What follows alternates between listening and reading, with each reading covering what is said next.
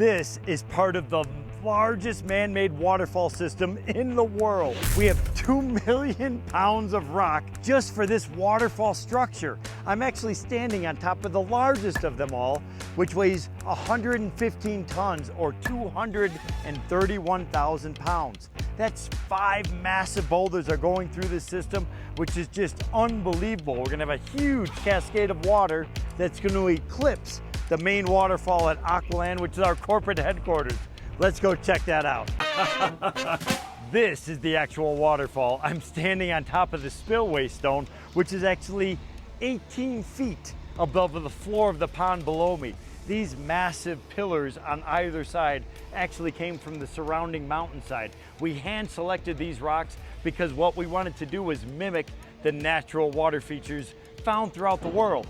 Up high in the mountainous areas, we have very angular stones with these nice, clean, flat edges, very angular rocks, which is very, very typical in those higher elevations. As the water cascades down from those higher elevations, it breaks apart the rock, it rounds them out and smooths them, which is the remaining section of the stream and pond system. So we're trying to replicate nature, and the only way to replicate nature on a mammoth scale is to bring in a 500-ton crane that could place 100+ ton rocks all around to give us that naturalistic feel. So let's take a look at actually how we built this. And if you've seen a larger man-made waterfall, definitely let me know.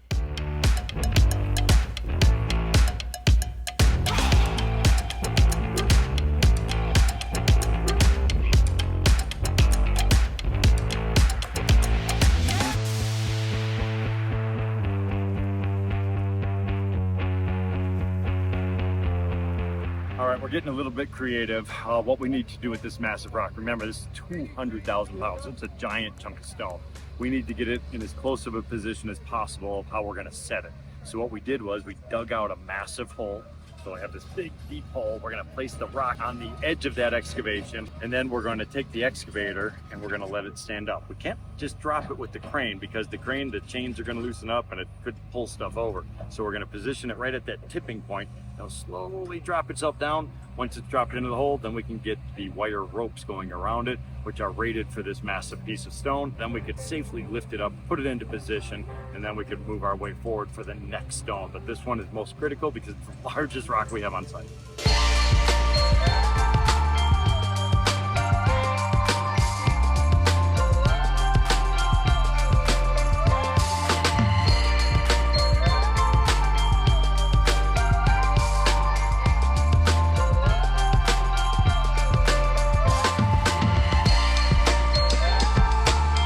We had a late night once again. I'm up.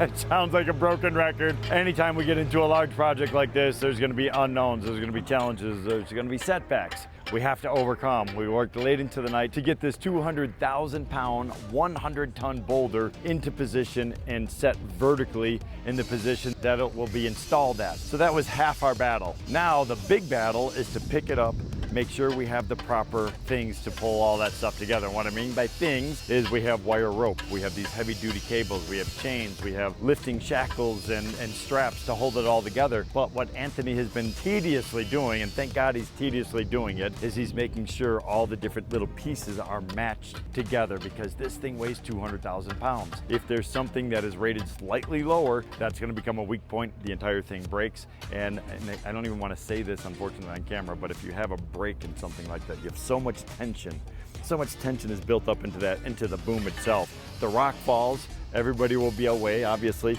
but that crane's gonna try to lurch back. That boom weighs 100 tons plus. So that's gonna start throwing things in the wrong direction, which could become very, very dangerous. And again, I don't like talking about those things because I just wanna make sure that everything goes smoothly.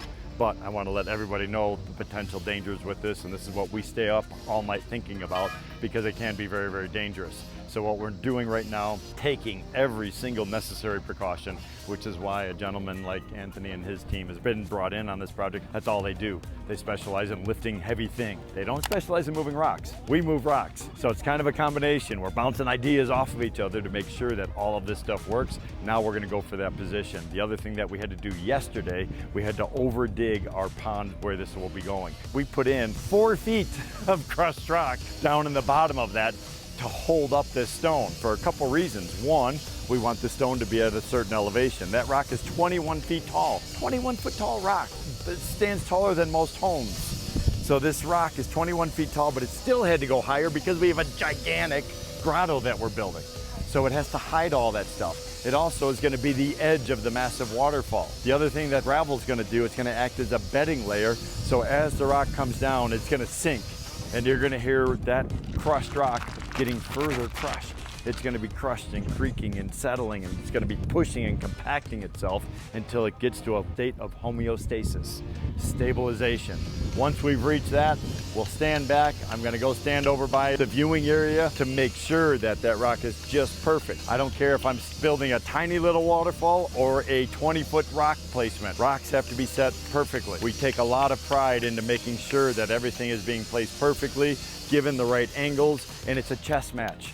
This main rock that we're setting is going to tell us how the rest of the rocks around the waterfall, as well as all the support rocks, are going to be placed around the entire front of the grotto. It's a massive undertaking, logistics, people, heavy equipment, trucks, trailers, you name it. We're going to make sure that this rock is placed perfectly, and as I've done already multiple times, and Anthony could attest to this as well as the rest of the teams here, if I don't like a rock, no matter how long it takes to set it, I'm going to pull it out, and we're going to do it again, because we are not going to compromise on the aesthetics as well as the function of the feature.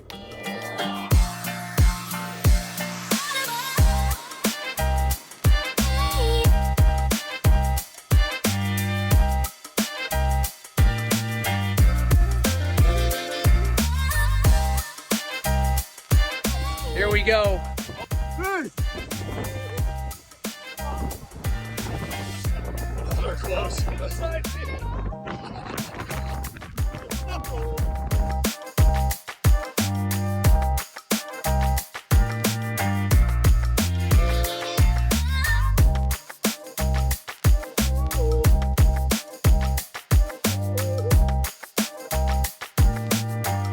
Ed, how do you feel?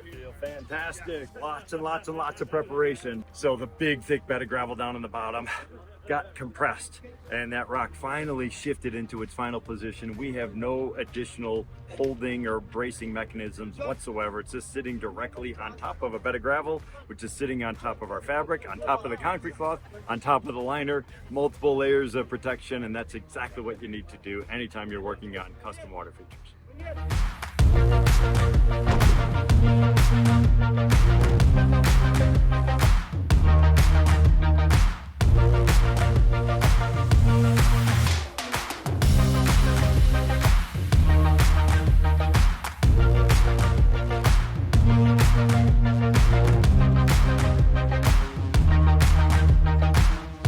Coming in with the next framing rock. So those framing rocks, if you're familiar with that terminology, it's going to frame out the actual waterfall. The water's going to cascade right in between. This giant rock that we're that's coming in behind us is 155,000 pounds. It is the third largest rock we've set on this project. So it's the perfect mirror image for the giant one, which is over 200,000 pounds. The beauty of all this is both of these rocks have come from the surrounding mountainside. So what we did, we went up and sourced the rocks, and these rocks were literally right next to each other. Because of the unique geology of this area, they have natural cracks and fissures as well as different mineral compositions, and it allows these rocks to break. And actually, if you go up and look at it, the backside of that rock is perfectly clean. It's a perfectly clean cut. The next step for us, once this is set, is to go back up in the mountains with the 500-ton crane to find the remaining pieces that were next to all of these so we can complete the entire composition. We want to layer in all of these big rocks, and we need the massive size of this because this grotto structure is gigantic. We have to hide the entire thing, but not only hide it, we have to make it aesthetically pleasing. We want to make it look like this feature was here before anything else was built, and that's our goal. And I tell you what, the way it's looking right now, I think we're going to achieve it.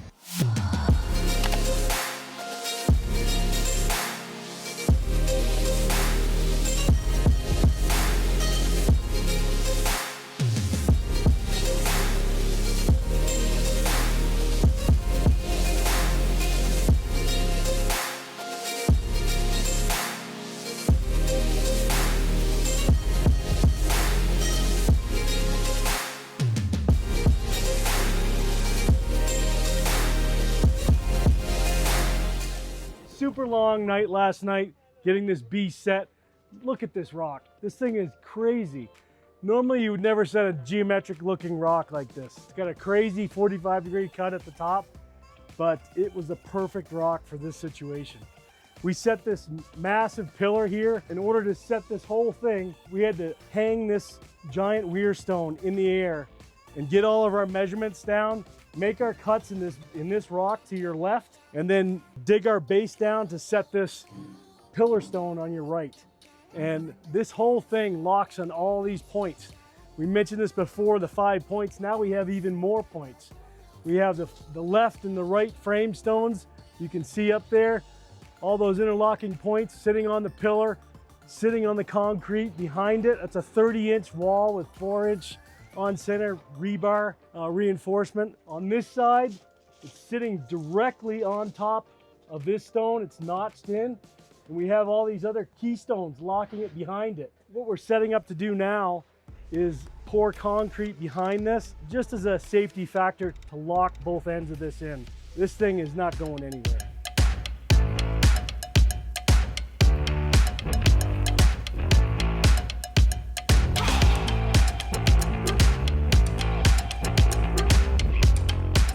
One month from today, I'm going to be standing under a gigantic waterfall that drops down into a 6.5-foot deep mountain pool. We're replicating an incredible riverine system here, and the only way to pull all of this off is with gigantic boulders. We have set multiple rocks that are over 100 tons on this project, and honestly, it's the only way to create the desired scale for this. We have to have the right scale of rocks, and it took us weeks, if not months, to source the right rocks, going by the helicopters, driving out, looking at the stone, taking out rock hammers, whacking on the rocks to make sure that they have the right structural integrity. We do not want to build a waterfall of this scale with rock that is going to break apart. It can't be a sandstone. It can't be a soft stone that's going to break apart in the intense African sunlight, as well as the high water flow. So choosing the right materials, in my opinion, is one of the most critical things. So not only is it choosing the right type of rock, but it's also all the logistical pieces and hurdles that we have to overcome once we source the rock to get them from point A to point B. Building our own road system, going up into the mountains, then we start coming in and undermining some of these rocks. They have to be accessible by the crane trucks. If we can't get the crane truck close enough to it, we're not going to be able to pull out rocks of this magnitude. So it was just this logistical nightmare to pull all these different things off. Once we had them removed, then we bring them to the job site. It's not like a small pond where we just have mountains of boulders and we just pick and choose the perfect rock. We had to pick and choose the perfect rock before we brought it here. The amount of time it took just to extract one of these rocks, bring it to the job site and set it, I mean, days of work for teams of people, heavy equipment operators, all the crane operators, all the other staff and guys that are going to be pulling this stuff off, the right strapping and rigging equipment to pull it all off. So working with Anthony and his team here has been phenomenal. They are the local guys in this area, so we wanted to utilize the best, because to move stuff like this, you cannot afford to have anything go wrong. It could be catastrophic. We're still not done with everything. We have to be super, super cautious, but moving this type of thing is not for anybody. I've been designing and building water features for 32 years. Anthony has been in the crane business for many, many years. All the certified Aquascape contractors that assisted us on this project have worked with massive boulders throughout the United States, throughout Australia, throughout the UK, throughout the world. So working with the right people is going to be critical. This little section of upper waterfall that we're looking at has over 2 million pounds of rock. That's the entire volume of rock that we have at Aqualand, our corporate headquarters, and that's just literally within a 100-foot radius of where I'm standing. 2 million pounds of stone. Doesn't even include the stuff inside of this grotto. It has been a massive undertaking. You know, the vision has definitely come to life. As you know, I'm a huge fan of biomimicry. I already talked about replicating mountains, but I want to point out a few unique things. This is very angular stone. So we sought out specific types of angular rock because this is supposed to be the upper reaches of a riverine system. In the upper sections where the water just starts coming down over the mountain, that rock is going to be very rough. It's going to be very angular. It hasn't had a chance to erode under the forces of nature. As we go further and further and further downstream, just like in nature, the rocks become more rounded. They've just been battered by all of the forces of snowmelt and rain and flash floods and high sediment loads in the water system that are just scouring away all of the rock. So you're going to see that as you go from the top all the way down. We're replicating these systems. We call ourselves the pond guys, but in my opinion, we're really the stream guys. because we have a water discharge at one point and we have a pumping system at the other. We have a consistent flow going through the entire water feature, which actually gives us the desired water quality. Our goal is to create this riverine system, which is known as an oligotrophic ecosystem. So it has very few nutrients coming into it, which is going to give us the clean, clear water that we're looking for. I cannot wait to see this pool of water filled up and see people jumping off of this rock, just enjoying the day, because that's what it's all about. Creating an environment where we're connecting people with water the way nature intended.